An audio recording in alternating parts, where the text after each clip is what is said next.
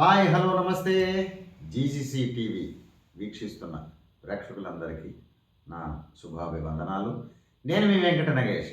ఈవేళ మంచి చలికాలంలో కూడా చెమటలు పట్టించే విధంగా ట్రోలింగ్ల మీద ట్రోలింగులు, భీకర పోరాటాలు, భీషణ ప్రతిజ్ఞలతో అట్టుట్టిగిస్తున్న నేటి కొదమ సింహాల్లా విజృంభిస్తున్న కొంతమంది యువకులు సొంతంగా తన సంస్థలని బలపరుచుకుంటూ మేము చెప్పేదే వేదం, మాదే వాదం, ఎవరు వస్తారో రండి, బస్తీ మే సవాల్ అంటూ ఛాలెంజ్లు విసురుతున్న యువ కిషోరాలు, జనశక్తి, హిందూ జనశక్తి, శివశక్తి అధినేతలుగా చిన్న వయసులోనే ఎంతో హిందూ జాతిని ఉద్ధరించడానికి కంకణం కట్టుకుంటున్న ఈ యూట్యూబర్స్ అందరికీ మంచి విశ్లేషణ అందిస్తూ ముందుకు తీసుకెళ్లాల్సిన సోషల్ మీడియాలో వీరు ఇస్తున్న కొన్ని రకాల ఇన్ఫర్మేషన్ల మీద ఈవేళ మీతో స్పందించడానికి మీ ముందుకు వచ్చేసాడు మీ వెంకట నగేష్. మొదలెట్టేద్దామా మరి?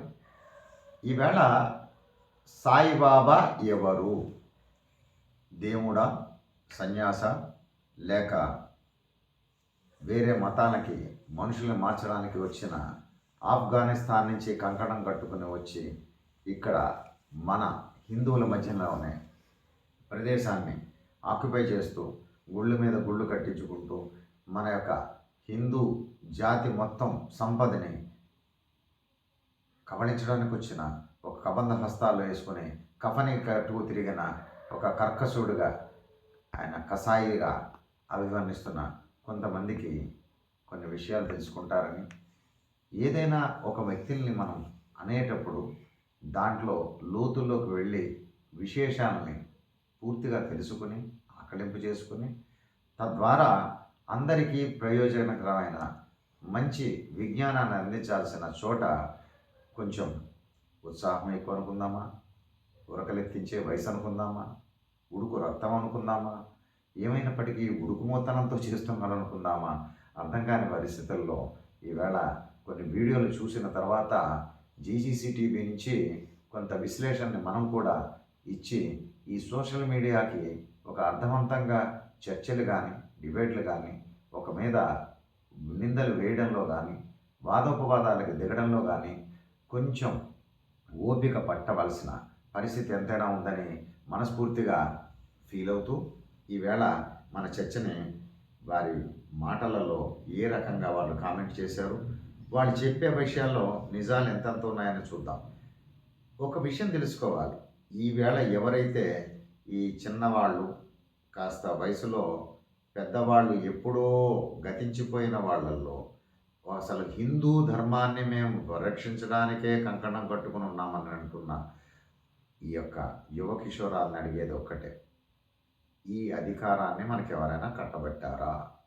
ఈ ధర్మ ప్రచారానికి ఎవరైనా మీకు గ్రీన్ సిగ్నల్ ఇచ్చి పచ్చజెండా ఊపి ముందుకు ముందుకు నడిపించారా?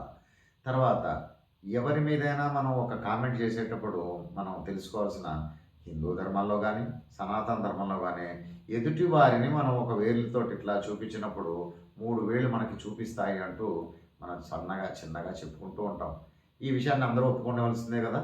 సో ఇక్కడ వీరు పాయింట్అవుట్ చేస్తున్నది, ఒక ఆఫ్ఘనిస్తాన్ నుంచి వచ్చిన ఒక ముస్లిం ఇస్లామిక్ ఆయన ఇక్కడకు వచ్చి ఈయన మనకి వేదాలు, ఉపనిషత్తులు, మనకి కథలు, నీతులు అన్నీ ఇవ్వాల్సిన అవసరం ఉందా? మన పురాణాల్లోని మనకి లేవా? మన వేదాలు మనకి చెప్పలేదా? మనకున్న దేవుళ్ళు సరిపోలేరా?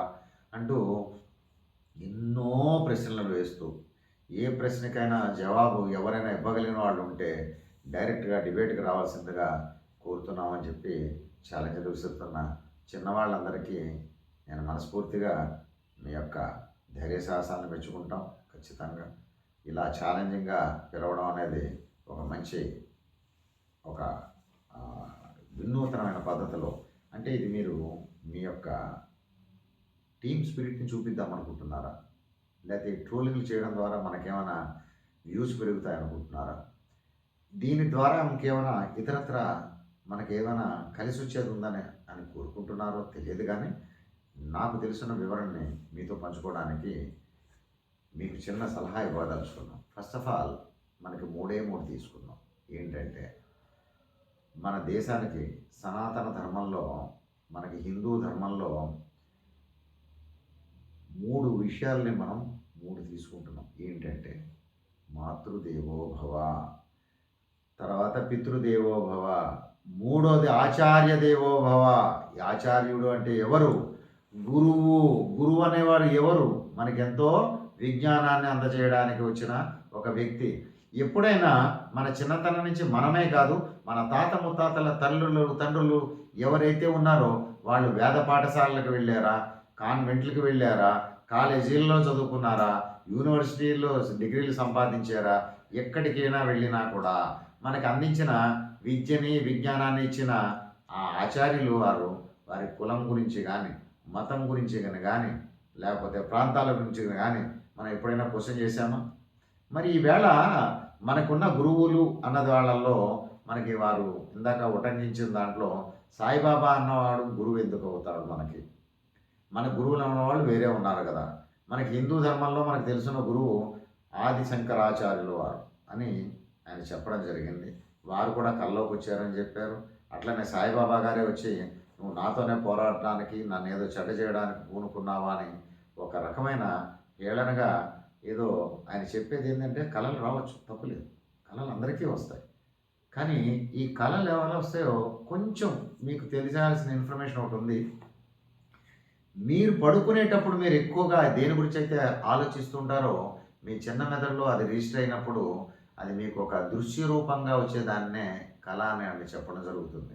మీరు పదే పదే బాబా గారిని దృష్టిలో ఉంచుకుని ఆయన దేవుడు కాడు, ఆయన సన్యాసి, ఆయన ఒక ఇస్లామిక్ వ్యాధి, లేకపోతే ఒక తీవ్రవాది అన్న టైపులోనో ముసల్మాన్లుగా అందరినీ మార్చేయడానికి వచ్చిన ఒక చిన్నగా వచ్చి ఓ మర్రి చెట్టులాగా మర్రి మాల్లా ఎదిగిపోయాడనో, మొత్తం మన హిందువుల భక్తులందరి దగ్గర ఖజానాలు కొల్లగొట్టడానికి వచ్చిన ఏ పెద్ద గజ దొంగలాగానో ఆయన అభివర్ణించడంలో చాలా తప్పు ఉంది.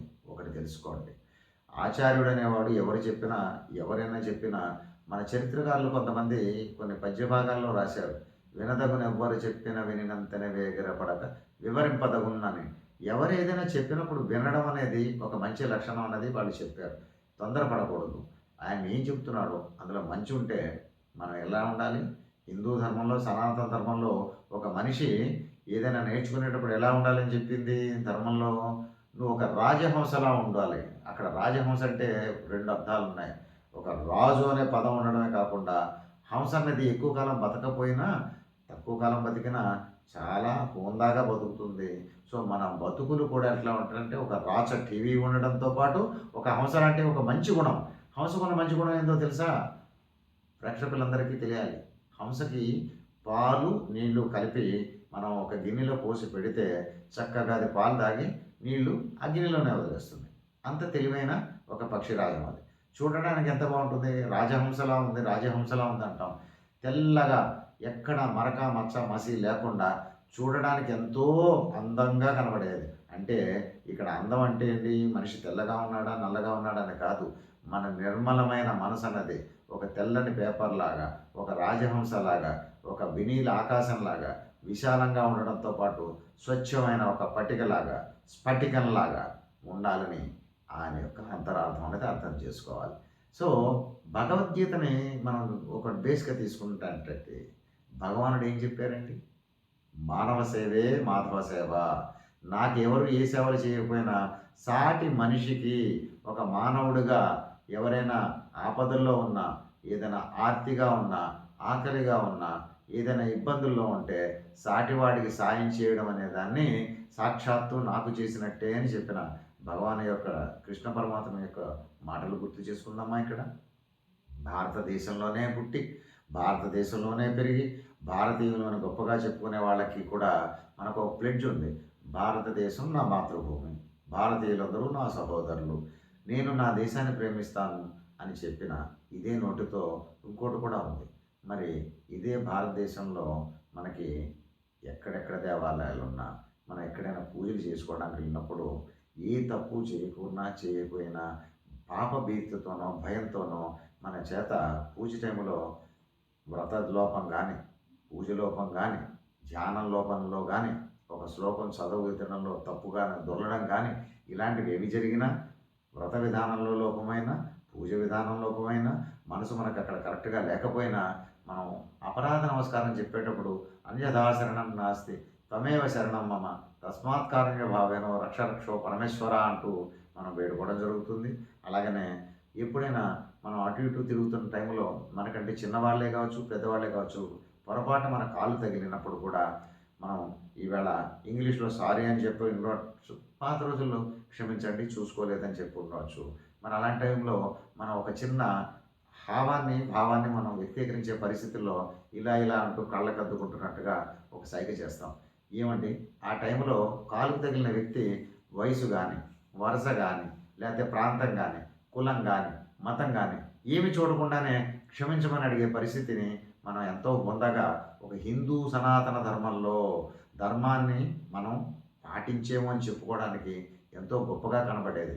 మనం అందరం కూడా హిందువులు అని చెప్పుకునే దాంట్లో అందరినీ మనం ఆదరించగలిగిన వాళ్ళం అని చెప్పుకుంటాం.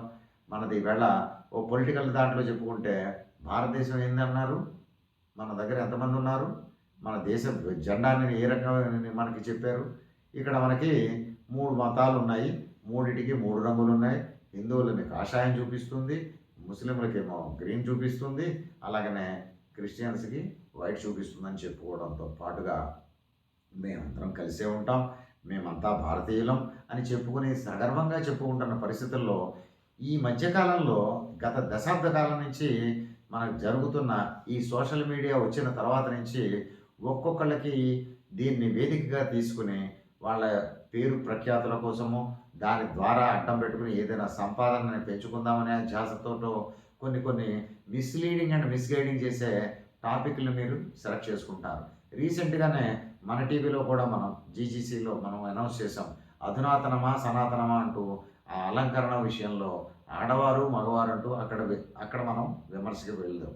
తర్వాత ఇప్పేళ్ళు ఏమైంది, ఒక అడుగు ముందుకేసి ఆధ్యాత్మికత, భగవంతుడికి మనకి మధ్య పోరాటమా, ఒక గురువుని ఒక శిష్యుడు ఛాలెంజ్ చేయడమా అన్న టైపులో మనం వెళ్తున్నాం. ఒక్కసారి వెనక్కి తిరిగి చూసుకోండి. ఏంటంటే మనకి నేర్పిన వ్యక్తులు మనకంటే చాలా ముందు తరాల్లో పుట్టినవాళ్ళు. వాళ్ళకి మనం సమకాలీనులం కాము. ఆ టైంలో మనం అక్కడ లేము. వాళ్ళు చేసిన మంచి పనులు అన్నది వాళ్ళు అక్కడ తిరిగారు. ఇక్కడ సాయి అనే పేరులో మహారాష్ట్రలో ఆయి అంటే అమ్మ అని అర్థం వస్తుంది. ఇక్కడ సాయి బాబా అని పిలిపించుకుంటున్నారంటే తల్లి తండ్రి ఇద్దరు ఒకే చోట ఉన్నారనే అర్థం వచ్చేటట్టుంది. మన తెలుగులో మనం చెప్తూ ఉంటామే, కొన్ని సినిమాల్లో మన మెగాస్టార్ గారి చిరంజీవి గారి సినిమాలో అన్న అనే పదానికి విడగొట్టి అమ్మలో ఆ, నాన్నలో నా కలిపితే అన్న, అన్నింటికి నేనే, మీకున్నా నేనే మిన్న, మీకేమీ పర్వాలేదు, ఏమీ జరగదు, చెడు లేదు సున్నా అంటూ చెప్పుకుంటే చప్పట్లు కొట్టేస్తాం, విజిల్ వేసేస్తాం, జుట్లు పీకేసుకుంటాం, ప్యాంటు పీకేసుకుంటాం. ఏమండి ఇన్ని జరుగుతున్నాయి కదా. అన్న అనే అర్థానికి అంత మంచిగా తీసుకున్నారే.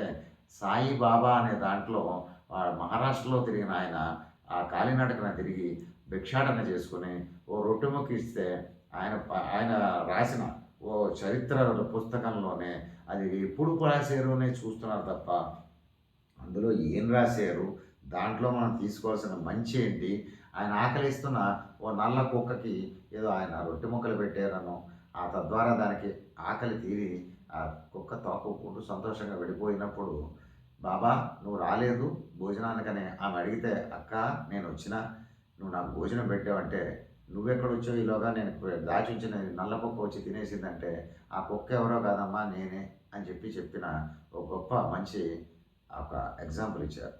కొన్ని మీకు వినడానికి కథలుగా కనిపించవచ్చు. ఈవేళ మనం అంతా బాగా చదివేసుకున్నాం. ఈవేళ 21st సెంచరీలోకి వెళ్ళిపోయాం. కంప్యూటర్ యుగంలో బతికేస్తున్నాం. టెక్నాలజీ తప్ప మనకి ఇంకోటి ఏది మనకి కనబడట్లేదు. ఇది టెక్నాలజీలో టెక్కు అని కనిపిస్తోందో మన టెక్ అన్నది కనిపిస్తోందో నాకైతే కరెక్ట్గా క్లారిటీ అందట్లేదు. కానీ మిత్రులందరికీ ఒక మాట చెప్పదలుచుకున్నాం. మన పురాణాల్లో గరుడ పురాణం ఉందనో, రామాయణం ఉందనో, భారతం ఉందనో, భాగవతం ఉందనో ఇన్ని అష్టాదశ పురాణాలు ఉన్నాయి. ఎన్నో రకాల మనకి ఎన్నో మంచి మంచి ఉపనిషత్తులు ఉన్నాయి. అట్లాగనే మనకెన్నో గ్రంథాలు ఉన్నాయి. ఇవన్నీ చదువుకున్న దాంట్లో తెలుసుకున్న దాన్ని మీరు నమ్మండి అని మనం ఎవరికి చెప్పకపోయినా వేరే మతాల వాళ్ళు మా మత గ్రంథాలు ఇలా రాసిందని వాళ్ళు చెప్పడానికి వస్తే వాళ్ళు రాసుకున్న గ్రంథాన్ని మనం విమర్శించాల్సిన అవసరం మనకి లేదు. మన యొక్క ధర్మాన్ని మనం విడనాడట్లేదు కదా. మనల్ని ఎవరైనా ఎందుకు మార్చేస్తారు, ఎందుకు ఏమారుస్తారు? ఇక్కడ మీరు గమనించాలి. ప్రతిసారి మనం హిందువులం మనమే అభద్రతా భావానికి లోనవుతున్నామా? ఇలా ఎవరు క్రియేట్ చేస్తున్నారు? ఒక ముసల్మాన్ లేదా మీరు అన్నట్టుగా ఇస్లామిక్ అతను వచ్చి నువ్వు మహమ్మదీయుడిగా మారిపోమని అడిగితే మనం మతం మార్చుకుంటామా? మహమ్మదీయులం అయిపోతామా? క్రిస్టియన్ వారిని వచ్చి నా మతంలో మారంటే మారిపోతున్నామా? తప్పు. వాళ్ళెవరూ మనల్ని మోసం చేయట్లే. నమ్మక ద్రోహాలు ఎవరు చేయరు. నిజంగా జరిగింది అనుకున్నప్పుడు మీరు ఒక విషయం చిన్నగా తెలుసుకోండి. ఎవరైతే బాగా నమ్మకం కలగజేస్తారో, నమ్మకంగా ఉంటారో, నువ్వు నమ్మకంగా వాళ్ళ పట్ల కూడా ఉన్నప్పుడే నీకు ఆ ద్రోహం జరుగుతుంది. నువ్వు ఎవరిని నమ్మనప్పుడు నిన్నెవరిని నమ్మక ద్రోహం చేస్తారు? నిన్ను మోసం చేసే అవకాశం నువ్వు ఎలా ఇస్తావు?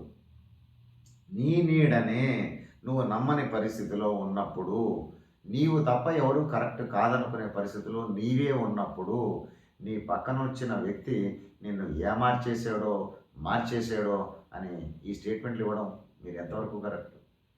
మనకంటూ ఒక ధర్మం ఉంది. అది సనాతనమా, అధునాతనమా, పురాతనమా అన్నది పక్కన పెడితే నీ ధర్మాన్ని నువ్వు వేడనప్పుడు నువ్వు వేరే వాళ్ళ పరుల ధర్మానికి, ఇదే కదా కృష్ణుడు భగవద్గీతలో ఏం చెప్పాడు? స్వధర్మం అన్నది ఎప్పుడూ మేలు, పరధర్మం గురించి ఆలోచిస్తే చాలా భయంకరమైనది, ఆచరణకి అనుసరణీయం కానిది అని చెప్పి భగవద్గీత శ్లోకాల్లో వినలేదా? ఇవన్నీ విన్నప్పుడు కూడా మనం వేరే పరధర్మాలకి పరమతాలకి వెళ్తున్నామనే ఆలోచనకు వెళ్ళిన వాళ్ళల్లో కొంతమంది, ఇదే మన యూట్యూబర్లు, ఒకానొకప్పుడు హిందువుగా ఉన్న ఒక వ్యక్తి పొరపాటును, గ్రహపాటును, యామరపాటును వేరే మతానికి, అన్య మతానికి వెళ్ళడం, తర్వాత అక్కడ మళ్ళా ఆయన ఏమనుకున్నట్టుగా ఉన్నదో లేదో, ఆయన ఏమనుకుని వెళ్ళాడో, మళ్ళా తిరిగి ఒక మనిషి మళ్ళా తిరిగి మన ఇంటికి వచ్చేసాడు, మళ్ళా హిందువుగా మారాడు. దీన్ని మనం ఏమని చెప్పాలి? తెలుసో తెలియకో జరిగిన పొరపాటుని ఎవరైనా రెక్టిఫై చేసుకోవచ్చు. తప్పేముంది? పొరపాటుని మార్చుకుని సరిదిద్దుకుని చక్కగా మళ్ళాకి వచ్చి కలిసినాడు కదా అని సంతోషించాం. కానీ ఇదే మనిషి మళ్ళా తిరిగి పాట్ కాలింగ్ కెటిల్ బ్లాక్ అనే తండాన్ని ఆయన ముసల్మాన్, ఆయన మార్చడానికి వచ్చాడు. మీకు ఇక్కడ రాజ్యాంగం కల్పించిన హక్కులో హిందూ మతాన్ని పరిరక్షించడానికి కంకణం కట్టుకున్న వ్యక్తిగా నా ధర్మాన్ని నేను ఆచరిస్తున్నానని మీరు చాలా హుందాగా పలికారు. చాలా సంతోషం అండి. ఇక్కడ మీరు ఇంకోటి గమనించండి. మన దేశం కానిది, మన మతం కానిది, మన ప్రాంతం కానిది, ఎక్కడో అమెరికా అక్కడ ఉండవలసిన ఒకే ఒక వ్యక్తి కలకత్తా వరకు వచ్చి కుష్ఠరోగులను, వాళ్ళ ఎన్నో భయంకరమైన రోగాలతో, అంటు రోగాలతో బాధపడే వాళ్ళకి సేవలు అందించి మదర్ తెరిస్సా, ఈమె స్వతహాగా క్రిస్టియన్ అని చెప్పే కదా అందరికీ తెలుసున్నదేగా. మరి అలాంటి వ్యక్తికి ఇదే భారత రాజ్యాంగంలో, ఇదే భారత ప్రభుత్వంలో, ఇదే మన హిందూ సనాతన ధర్మంలో ఎంతో గొప్పగా నైటింగేల్ ఆఫ్ ఇండియా అనే ఒక బిరుదునిచ్చిన దేశం మనది. ఇక్కడ మీరు ఇంకోటి గమనించాలి. ఇదే విషయాన్ని ఎవరైతే ఆదిశంకరాచార్యుల వారే కల్లోకి వచ్చి నేను నీ వెనకాతలు ఉన్నాను, నువ్వు పోరాడని చెప్పి బలగాన్ని నేను ఇస్తున్నానని చెప్పి ఒక వెటకారంగా మీరు చెప్పారు కదా, అదే శంకరాచార్యుల వారు ఎన్నో ఉపనిషత్తులు, పురాణాలు, ఇతిహాసాలు, వేదాలు అన్నీ అష్టాదశ పురాణాలని అవపాసన పట్టిన ఒక జగద్గురువుగా పేరొందిన ఆది శంకరాచార్యుల వారికి అంటరాని వాని రూపంలో ఒకే ఒక వ్యక్తి వచ్చి ఆయనకి జ్ఞానబోధ చేసి ఆయన కళ్ళు తెరిపించాడు అన్నది అదే శంకరాచార్యుల వారి చరిత్రలో మీరు చదువుకోలేదా? ఆ వచ్చిన అస్పృశ్యుడుగా, అంటరానివాడుగా, చూడడానికే భయంకరంగా ఉన్న ఆ వ్యక్తి ఎవరండి? సాక్షాత్తు ఈ గురువులందరికీ గురువుగా, ప్రపంచంలోనే ఒక మంచి గురువుగా, మేధా సంపన్నుడైన మేధా దక్షిణామూర్తి ఆయన ఈశ్వర స్వరూపం కాదా? ఆ ఈశ్వరుడు కళ్ళు తెరిపించలేదా?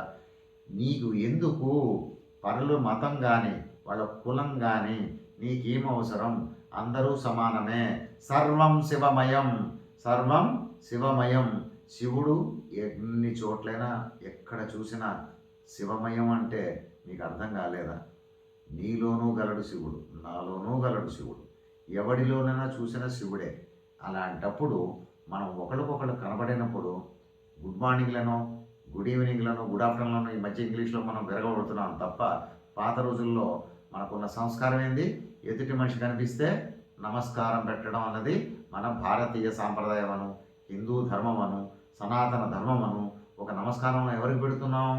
అవతల వారి గుండెలలో ఆత్మలో ఒక పరమాత్ముడు అనేవాడు, ఒక పరమశివుడు ఉన్నాడని ధ్యానించి ఆయనకి నా నమస్కారం అని చెప్పేమన్నది మనం చెప్పుకున్నాం కదండి. మరి ఇలాంటప్పుడు ఈ 800 కోట్ల ప్రపంచ జనాభాని, మనకున్న భూగోళాన్ని 7 ఖండాలుగా విభజించాం, 7 సముద్రాలు చూపించాం, కింద 7 పైన 7 లోకాలు, 14 భువనాలు ఉన్నాయని విభజించాం. ఇన్ని రకాలుగా విడిపోయిన టైంలో ఉన్న జనం అంతా కూడా జలం అన్నదేమో 70% పోయింది, 30% భూమి మీద ఈ 800 కోట్ల మందిలో సర్వం శివమయం ఉన్న చోట మీరే అంటూ ఉంటారు, ఎవరినో ఒకరిని మీరు పాయింట్అవుట్ చేయడం కోసం ఇదే ముసల్మాన్లు పూజించే మక్కా అనే పవిత్ర పుణ్యక్షేత్రంలో కూడా ఈశ్వరుడిది శివలింగం ఉందని, లేకపోతే ఈ మధ్య కాలంలో కూల్చేసిన ఒక వాళ్ళ ఏవైతే దర్గాలు అందామా, లేకపోతే మసీదులు అందామా, మాస్కులు అందామా, ఏ పేరు పెట్టుకున్నా అంత గొప్ప గొప్ప పేరున్న వాటిలో కూడా మన పూజా మందిరాలే ఉన్నాయి. అంతెందుకు, రీసెంట్గా మనం కట్టుకున్న రామ మందిరాన్ని కూడా కూల్చిన తర్వాత అక్కడ రాముడి ప్రదేశమే కదా, మనం కోర్టు ద్వారా వెళ్ళి తెచ్చుకున్నామా, వాళ్ళని కొట్లాడామా, లేకపోతే వాళ్ళని గేలి చేసామా అన్నది లేకుండా పవిత్రంగానే సంపాదించుకున్నాం. సరే, ఇక్కడున్న దేవుడు ఒక్కడే, నిరాకారుడు శివుడు, నిరాకారుడు. ఇక్కడ మన వేదాలు చెప్పలేదా, పురాణ ఇతిహాసాలు చెప్పలేదా?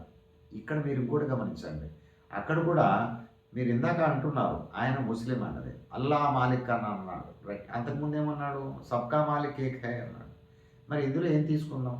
మన కొన్ని పాటలు పద్యాలు ఉన్నాయి. ఇప్పుడు ఇదే హైదరాబాద్ నవాబులు మనకి ఏదైతే ఎంతో గొప్పగా శ్రీరాముల వారి భద్రాద్రి రామాలయం కట్టించిన కంచర్ల గోపన్న అన్న స్టోరీని రామ్ దాస్ అనే సినిమాగా తీశారు. తీయపోయిన చరిత్ర అదే కదా, చరిత్ర అయితే మారలేదుగా. మరి ఆయన తీసుకెళ్ళి జైల్లో పెట్టితే ఆయన పద్యాలు పాటలు పాడడమే కాకుండా ఎన్నో కీర్తనలు రాసి రాముడి పేరు మీద ఎన్నో అన్నీ మనకి గ్రంథస్థం చేసినది తాళపత్ర గ్రంథాల్లో దొరికిన వాటిని కూడా మనం పాడుకోవడం జరిగిందిగా. అందులో మరి అలాంటి ఆయన చరిత్ర టైంలో ఆయన పాట వాగ్గేయకారుడు ఒక రచన అన్నది చేసిన దాంట్లో మరి ఆయన గొంతు కలిపినవాడు అందులో ముసల్మాన్ లేడా అండి? శ్రీకరుడు శుభకరుడు భవహరుడు ఎవరు అంటే ఇంకెవరు, ఆ రామచంద్రుడు దాకా ఇంకెవరు అంటూ గొంతు కలిపిన ఒక పాటని మనం సినిమా రూపంలో నాగార్జున గారి సినిమా, రామదాస్ గారి సినిమాలో మనం వినలేదా? సో ఇక్కడ భక్తి విషయంలోకి వచ్చేసరికి మనకి అయ్యప్ప స్వామి పాటలు పాడిన యేసుదాస్ గారు ఎవరండి? క్రిస్టియన్ కాదా? అంటే ఇక్కడ మీరు ఏం చూస్తున్నారు?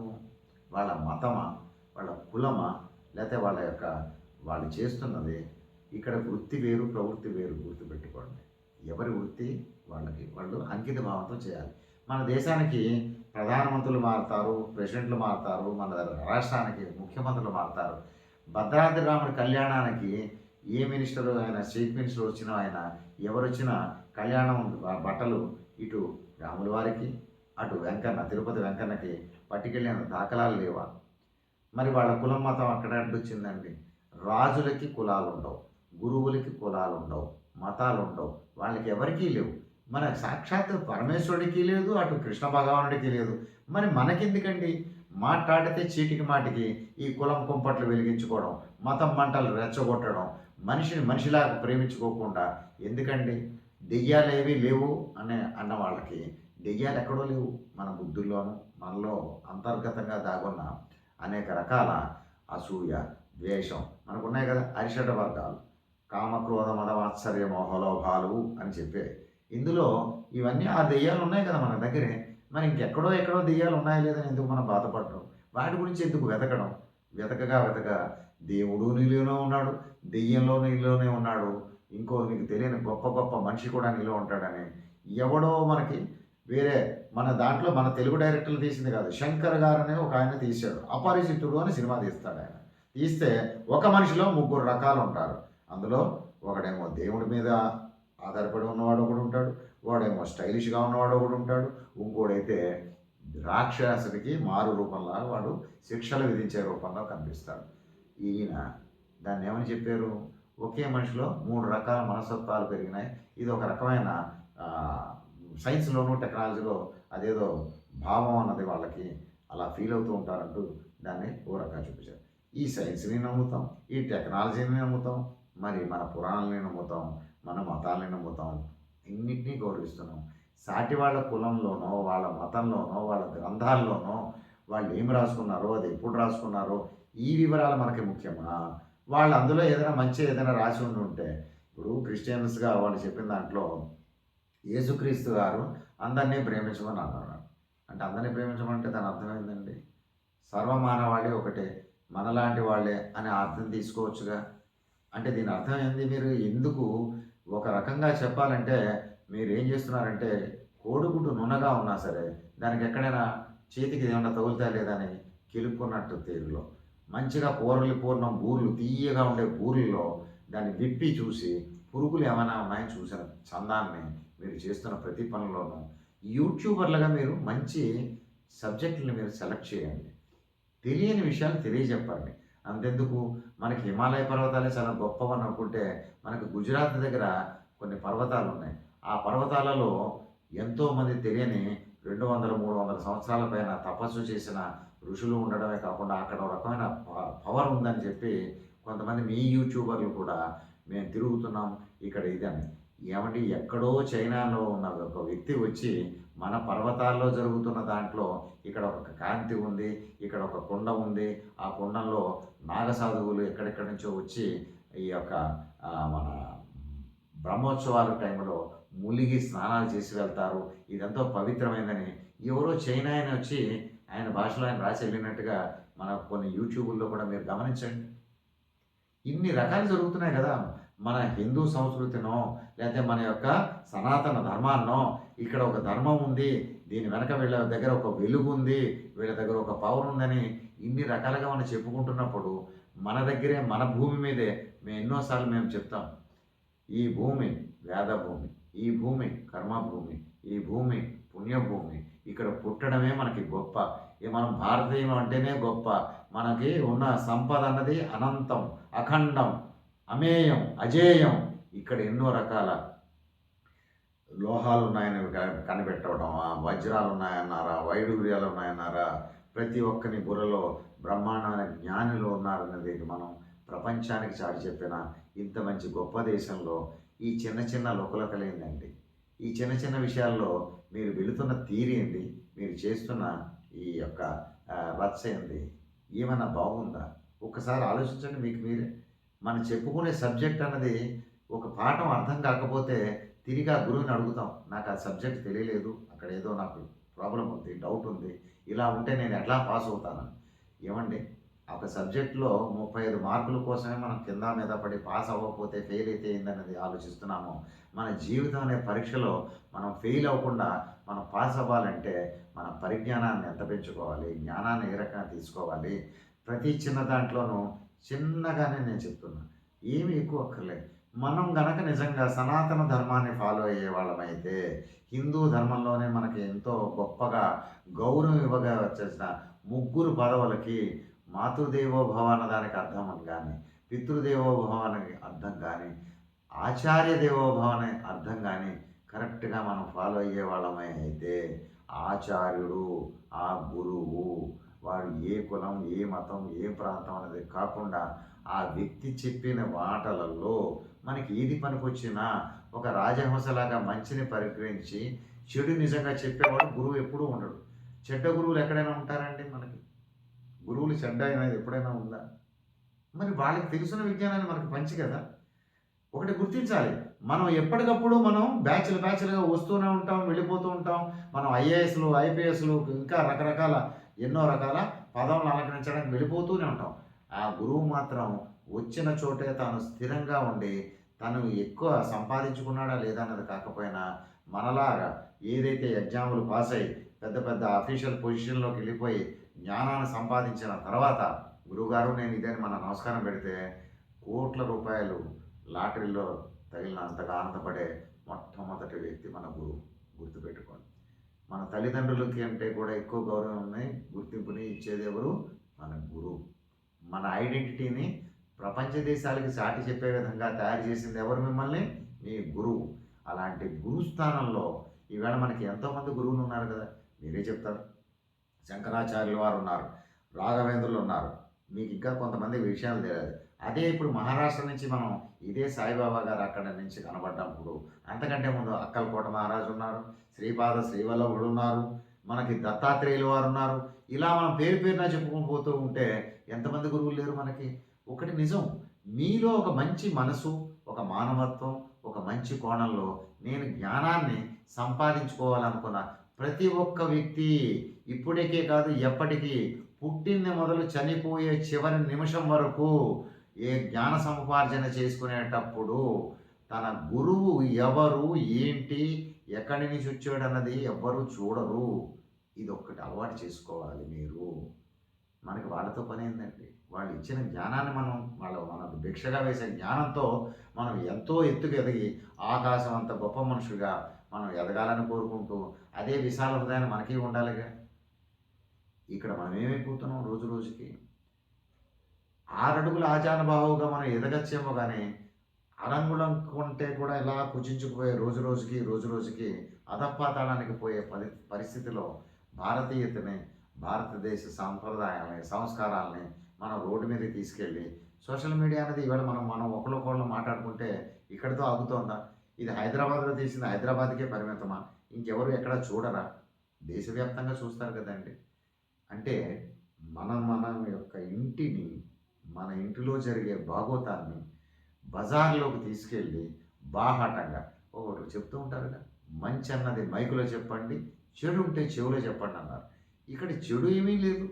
ఆయన సన్యాసి అయితే ఏంది, ఫకీర్ అయితే ఏంది, బిచ్చగాడైతేనేమి, ఆయన చెప్పిన మంచి మాటలు ఏమైనా ఉన్నాయా లేదా అన్నది ఒకసారి మనం గమనించుకుంటే, వాళ్ళు రాసిన పుస్తకం కొత్తగా రాసింది కావచ్చు, పాతగా ఎప్పుడో రాసింది కావచ్చు, మనకంటే తాళపత్ర గ్రంథాలు ఉన్నాయి, మన వాళ్ళు అలా రాసి దాచిపెట్టి ఉంచారు. అవి కూడా కొన్ని ఎన్నో గ్రంథచౌర్యానికి పాల్పడ్డారు. ఎప్పుడో బ్రిటిషర్స్ వెళ్ళిపోయేటప్పుడు మన యొక్క వజ్రాలు, ఆభరణాలతో పాటుగా కొంత శాస్త్రాలను కూడా ఇక్కడి నుంచి పట్టుకెళ్ళిపోయారన్నది కూడా మనం అనుకున్నాం.